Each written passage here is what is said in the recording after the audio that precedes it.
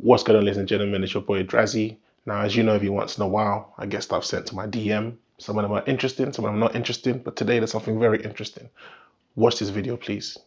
My husband used to hardly ever tell me I was beautiful. It got to a point where I created this thought in my mind that my husband didn't love me because he didn't call me beautiful. So I thought, maybe if I shower him in compliments, he will understand how good it feels and he will reciprocate. So every day I would tell him how handsome he was and how amazing he looked, but it didn't change anything. Eventually we got in a huge fight and I said to him, I'm always showering you with compliments and you hardly ever call me beautiful. You clearly don't love me anymore. And he was shocked. He explained to me that being showered in compliments did not align with his love language. Therefore, it did not even dawn on him to use it as a way to express his love for me. And that's why it's so important to learn your partner's love language, because that one miscommunication could have been detrimental. There was one bit in there that really struck me, and he said, being showered with compliments does not align with my love language. See, I think these days people are just looking for excuses to make stupid things sound intelligent all the time. What the fuck is a love language? That's so stupid. Shut up. Just tell your wife that you love her. Just tell your wife that she's beautiful. There's nothing wrong with that.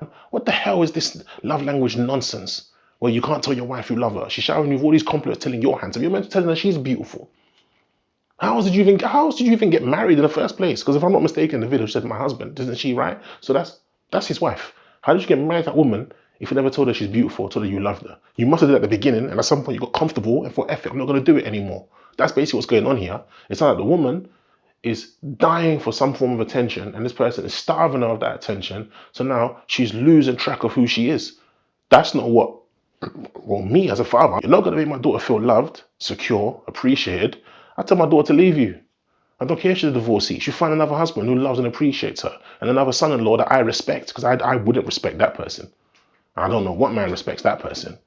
It doesn't align with my love language. Stupidity. Anyway, on to the next. Man's giving away 90 mil. Because we don't give a fuck like that. We got a certain number where we're happy. And certain people talk this generational wealth. Like that whole debate, like I said to my brother, man, don't care about generational wealth. Why is everyone preaching? Do you think I care about my kids that I never even met? That's another thing as well. I never met them. Yeah, they could be pussies. You might not even like them. Blood. You might not even like them. I'm only dealing with my kids. My kids and my kids.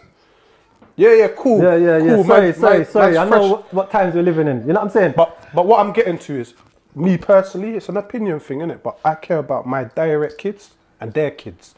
And my duty is to give him the wisdom and her the wisdom and the money skills to take that on and deal with their kids. And they can deal with their kids. And then I'm not here to, I've got to enjoy my money at the same time. I agree and disagree with them. And the reason why I agree and disagree with them is because not everyone wants to leave money for future generations. Some people want to enjoy it now. They're not the only ones to think this way. They may not have expressed themselves in the most articulate of ways or the most logical of ways, because you could tell they're street guys. But what they're saying is nothing new. Warren Buffett has said about his children. Donald Trump has said about his children. Bill Gates has said about his children. You've been very outspoken, and I think a lot of people have viewed it in different ways about that when the time comes and when you go, that you will leave all of your money into the foundation and not necessarily to your children. And it's caused quite a reaction, sort of people viewing that in different ways. What was your reason for saying that? Well, our kids will receive, great education and some money, so they'll never be poorly off, but they'll go out and have their own career. Yeah. It's not a favor to kids to have them have huge sums of wealth, because it distorts anything they might do, creating their own path. Several people who are, famous for being super rich people have had similar views to these two guys, where they've said they're going to make sure that their children have to fend for themselves. They might leave them something to give them a kickstart, but they're going to fend for themselves. And these guys are no different. The only difference is these guys do not know how to express themselves in a very, what's what I'm looking for? In a very PC way. You know, they don't have to express themselves in a way that wouldn't make them sound like they're basically being disrespectful or they sound like ignorant fools. Because that's what they sound like. But when you actually take aside the fact that they're not blessed with the best vocabulary and they're not blessed with the best form of expressing themselves, take that all aside and look at what they're saying. They're not saying anything bad. They genuinely are saying, we just want to enjoy our money now because we might not agree with some of the ethoses, we might not agree with some of the state of minds that our children's may have. And when he said they could be, I'm not going to use the word, but he was trying to imply they could be homosexual. What he's saying is he probably doesn't agree with homosexuality. I never even met. That's another thing as well. I never met them. Yeah, they could be pussios. You could might be not even like them. Blood. You might not even like them. I'm only might be dealing with batty my boys. kids. My kids and my kids. You know, because we're going for a transitional phase, you know, where children can now pick what gender they want to be. You know, children are being exposed to all types of sexualities and things that before, you know, the social norm would never accept that being taught to children. So these gentlemen, they sound like they're afraid of the future. It sounds like they're afraid of people who might grow up to say, I'm a boy when they're a girl, or I'm a girl when they're a boy. So they're probably saying, why should I leave my money for people who might have those views? So if that's how they feel, they're entitled to feel that way. So that's how I feel about that particular video. Tonight, a firestorm of controversy for Kanye West because of this photo taken at his Paris fashion show. Ye and conservative commentator Candace Owens wore shirts with the phrase "White Lives Matter" on the back, a phrase activists say is harmful and has been used by white supremacist groups. I have no problem with that t-shirt because white lives do matter. I have no problem with it whatsoever. If I did, then believe you me, I would be a racist because it means their lives are not important. Everyone's lives are important. I agree with white lives matter. I agree with all lives matter. What I don't agree with is those that used it as a way to silence the most obvious injustice that was going on at that particular time, which still happens, but at that particular time, it was undoubtedly a problem. There were videos surfacing nearly every single day of black men and black women being killed by the police. There were videos surfacing every single day of members of the public who were white, who were just killing black people, attacking black people for a long time that's been going on. But obviously during the time of social media, it became more apparent. Then there was many cases of people who were unlawfully arrested, who were imprisoned unlawfully, who have done time for false evidence that was used against them to be then they've been locked up for decades, only for the cases to be revisited, to be found out through modern technology that wasn't their DNA or they were not there and the witness was a liar. He spent 16 years in prison after being wrongly convicted of rape. His accuser, a best-selling author, is now apologizing, saying she's truly sorry. But how do you undo such a life-altering mistake? Here's Les Trent. Tears of joy as a man wrongly accused of rape is exonerated after spending 16 years in prison. Anthony Broadwater, now 61 years old, broke down in tears when he heard the judge throw out the conviction. Mr. Broadwater cannot get those 16 years back. You know, Emmett Till case. Don't know if you know about Emmett Till, but if you Google Emmett Till, who was a young boy who went to go and visit his family in the South, I think it was during the 1920s or something like that, if I'm not mistaken. And apparently he whistled at some woman, a white lady. She told her peoples, they came, they beat the boy to death, strangled him with barbed wire, burnt him, stomped him to death. The boy they beat him to the point of where he was unrecognizable. They could not recognize him. His face was mutilated, right? And only now recently, as an old pensioner, has this woman come out and told the truth that she lied. She lied. Emmett Till's mother showed his coffin in Chicago, open casket, showed his mutilated face. And we talk about the power of pictures now and then. that's really what kind of changed the whole flow of the civil rights movement, when people saw the brutality that was carried out on this 15-year-old boy. Well, it was done with the testimony in a courtroom of an all-white jury. A 21-year-old woman was allegedly whistled at by Emmett Till, who bought some gum. She went back, told her husband and his brother went out and killed, or his brother-in-law went out and got and killed Emmett Till. Well, the testimony in the trial that took place that summer, this woman, Carolyn Bryant, who was whistled at, who is now 83 years old, gave some testimony that was not heard in front of the jury, but was heard in front of the courtroom, and then entered into the record of the trial, even though the jury didn't hear it, graphically said what this boy did to her and said to her. Now she's recanted. And now today she has said, for a book, that she made up that entire testimony. That just shows she knew the law would be on her side. So we can't deny America has a history of being biased racially, tribally, and nationally to black people, especially African Americans. We cannot deny that, right? So Black Lives Matter, regardless of whether some aspects of their ethos I do not agree with, I agree with the light that they shun on some of those topics, that they shun on some of those problems. Because if you look, it has had a cultural impact and a social impact. Yes, there are certain aspects that were wrong, like what we're hearing about the fraud and the mismanagement of the money and stuff like that.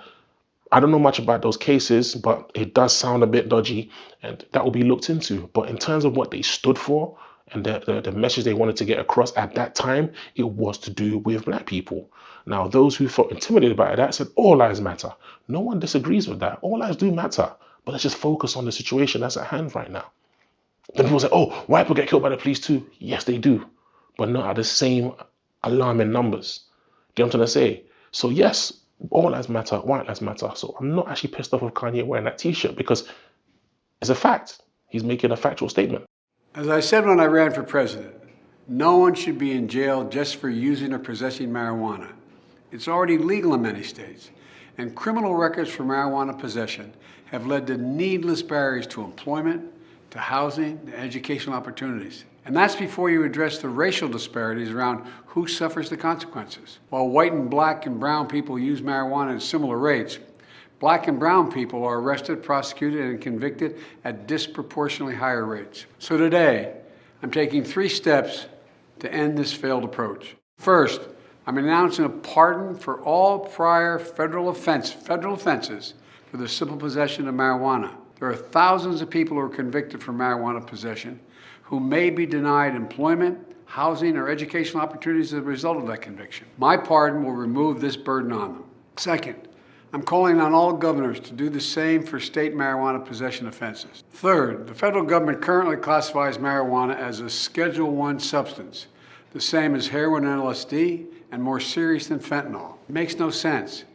So I'm asking the Secretary of Health and Human Services and the Attorney General to initiate a process to review how marijuana is scheduled under federal law. Even as federal and local regulations of marijuana change, important limitations on trafficking, marketing, and underage sales should stay in place. Too many lives have been upended because of our failed approach to marijuana.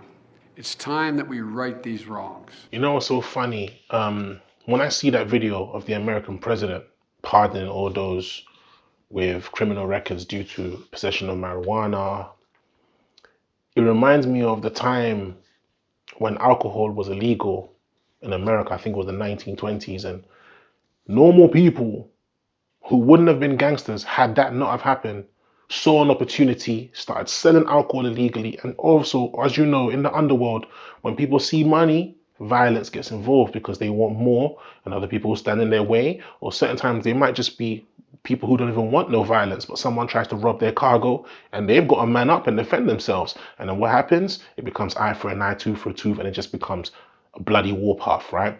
So these people would have never been in that profession or that line of work had alcohol not been illegalized. It makes me think of all the people who've gone through that because of marijuana. And now because the government has seen opportunity to tax it, seen the opportunity to make profit off of it, they're saying, hey, sorry for all of that, guys. And when you actually think of it, it's actually insane. And I can't even be angry because humanity, we are constantly evolving. So due to that, we're going to make so many mistakes. We're going to look back on and think, how did we make that mistake? Like people dying of colds and the common flu back in the days because we had not invented paracetamol, had not invented any kind of like form of relieving them of that illness. And you look back now, you're like, what the hell? We naturally evolved, so we're always going to do these things and they're going to come across just insane. But during the time in which we genuinely thought it was normal to stand against these things or not understand these things, people are going to suffer, unfortunately. And that's what's happened. The same as the gangsters who sold alcohol and the same as the people who were considered gangsters because they sold marijuana or they smoked marijuana. They're considered hippies and weirdos and everyone looked at them as funny. And now look, what's the next generation going to do? The next generation is never going to understand some of the stereotypes that we, our generation, had surrounding or had reflecting people who smoked weed. Like all this, yeah, soon it won't be funny anymore. The next generation to come won't get it. They genuinely won't get it. There's movies I've seen from back in the days where I've not got what's going on because I was not raised around that decade. So I don't get the joke. But at the time, it probably made sense because that was people's perception of a certain demographic of people based on what they drank or what they ate or what they wore. Whereas today, everyone probably does it. And this is exactly what's going on. It's like a transitional period where now you're going to see literally what's going to happen in America now is you're going to see weed being as common as a cigarette. Literally, to the point where if you say to your generations to come that in my days it was illegal, they'll be like, what? It was what, granddad? Because guess what? The same way before alcohol was sold illegal by the Al Capones and the Lucky Lucianos and so on and so on. And then later on, all these big companies came about like Belvedere and Grey Goose and Hennessy and Courvoisier. And now today you look at these families or you look at these companies and you don't see illegal activities. You just see people selling alcohol. That's what's going to happen with weed. In the future, there's going to be weed companies that are going to be so part of people's conversation that we won't even remember it used to be illegal. They'll be like, oh, so what's your brand of weed? Oh, I really like Courvoisier's brand of weed. Yeah, I think Courvoisier is amazing. Oh, I'm more of a Ciroc weed, you know. Yeah, I like my weed a little bit blended. That's what's going to happen. Anyway, listen, guys, I could talk and talk and talk forever. You know me. Just if you can, those of you watching it, if you do follow me on Instagram, send me stuff to my DM because I love talking about this stuff. And guys, thank you so much for watching the videos and for sharing them. Please keep liking, commenting, subscribing, and have a lovely day.